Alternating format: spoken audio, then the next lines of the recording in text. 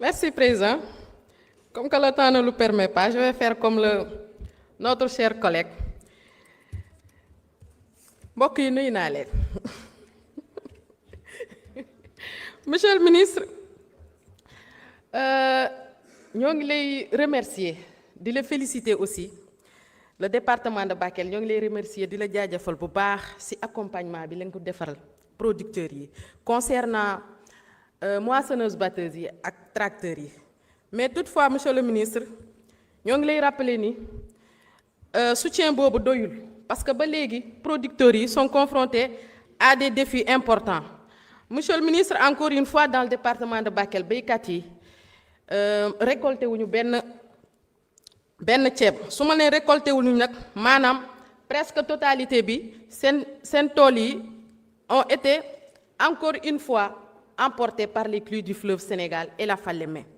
Monsieur le ministre, les producteurs, face à cette catastrophe naturelle, ils sont des milliers à se poser des questions sur l'avenir de leur future campagne, puisque les bénéfices de la pluvieuse servent à démarrer l'eau chaude. Monsieur le ministre, pour atteindre l'autosuffisance en riz, il est primordial que toutes les terres aménagées produisent, et cela 2 fois par an, de Saint-Louis à Balou.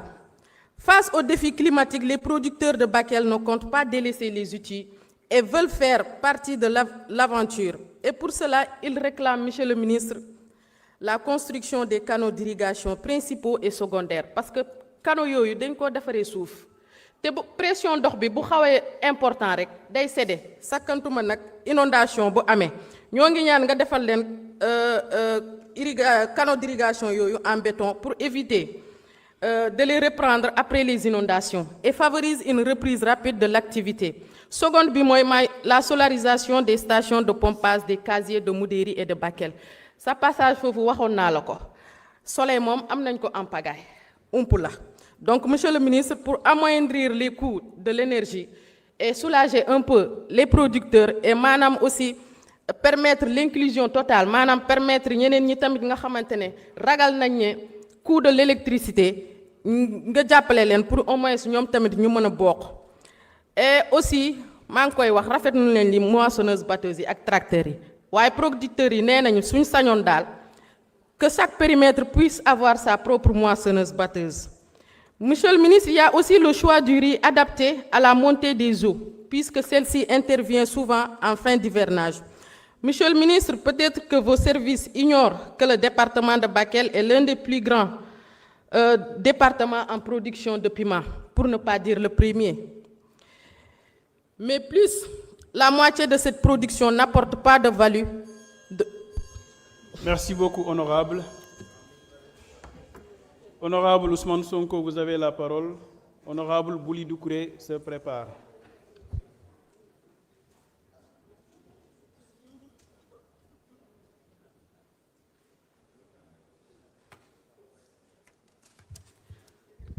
Merci, Monsieur le Président. Assalamu alaikum. maa ngi leen di nuyu. Monsieur le ministre, nuyu naa la bu baax. Monsieur le ministre, au mois de mai dernier, dama déposé un projet bi nga xamante ne engrais bio lay defar. Projet boobu, monsieur le ministre, engrais boobu du moins c'est fait à partir de l'eau de mer. te man mi ma testé ko parce que engrais boobu ren GIE boobu daf ma ko jox ma dem jox ko béykatu Casamance yi ñu testé engrais bi mais gis naa ni production bi dafa yokk wallaay j'ai les photos avec moi et je l'ai déposé au niveau de votre ministère depuis mois de mai ba léegi amuñu ci tontu bu ñu bëggee une souveraineté alimentaire monsieur le ministre il faut ñu am suñu unité de production d'engrais bu ñuy permettre ñu bañ a dem importer de l'engrais parce que engrais boobu également day fertiliser le sol engrais yi nga xamante ne ak sol yi nga xamante ne engrais chimique yàq na leen engrais boobu boo ko defee day delluwaat day defaraat sol bi ba mu bees donc ma bëggoon ngeen xool dans vos tiroirs ou bien vos DG engrais boobu fu mu nekk pour ngeen mun koo exploiter au bénéfice des populations. Monsieur le ministre, la Casamance dañu daan dégg ñun bu ñuy nekk xale nii la Casamance est le grenier du Sénégal. Monsieur le ministre fu mu toll nii le barrage d'Afignane tax na ba suñu rizières yi suñu suuf bi yëpp yàqu kenn mënatul béy kenn mënatul def dara au niveau de la Casamance ñuy obligé wu di dem jënd ceeb bi nga xamante ne daanuñu ko jënd donc ñun dañoo bëgg nga jàppale ñu mécaniser l'agriculture au niveau de la Casamance.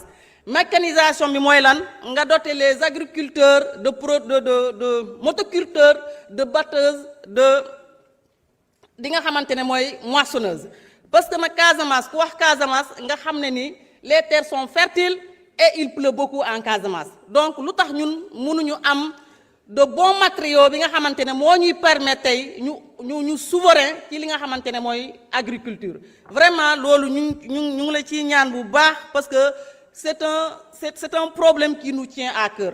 Monsieur le ministre, la mouche blanche xam nga ni ñun suñu secteur bi nga xamante ne mooy département de Bignona dans le Kafountine ak feneen ay agriculteurs kese ñoo fa nekk production de mangue fruits en pagaille mais luy yàq depuis plus d'une décennie mooy la mouche blanche moo yàq suñu plantes yi moo yàq suñu mango yi ba tax na plus de 60% de la production fu mu toll nii day yàqu donc loolu tamit bëgg nañu ngeen taxawal ñu bu baax a baax ci mouche blanche bi nu ñuy def ba ñu éradiquer ko complètement dans le département de Bignona bëgg nañ ko je vous remercie parce que temps bi xajul.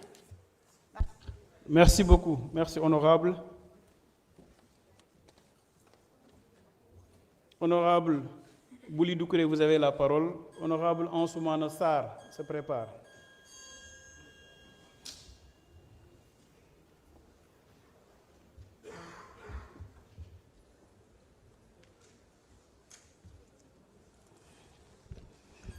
Merci Président. Monsieur le ministre maa ngi la nuyu ak sa collaborateurs yi di nuyu monsieur le secrétaire Alpha Ba di la jaajëfal bu baax.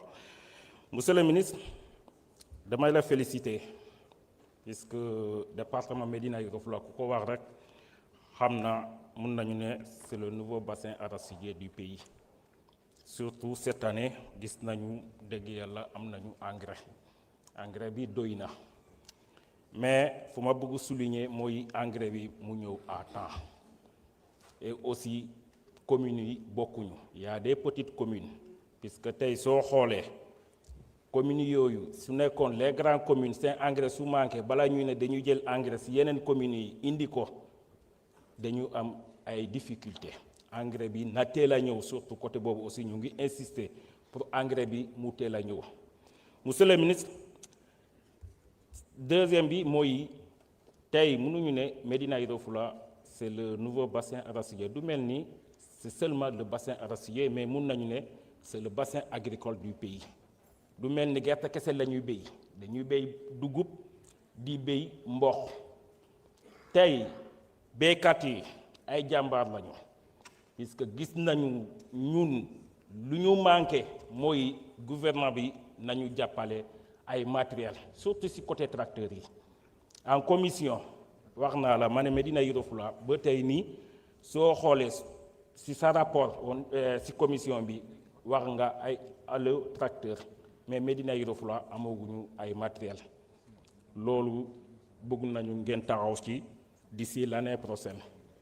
loolu su jàllee aussi mooy semence yi surtout ci côté arachide semence bi baaxul ay R1 la ñu am au lieu de R3 ci département bi ñu ngi bëgg ngeen taxaw ci 3 mois la ñuy béy les autres mois puisque lu ko waral mooy amuguñu ndox tey mënuñu ne souveraineté alimentaire ñu manqué ndox puisque lu ñu bëgg mooy béy nawet ak noor pour loolu aussi am il faut que nañu am ndox. Monsieur le ministre fu ma bëgg a poser rek mooy kañ la ñu mën a commencer kañ la war a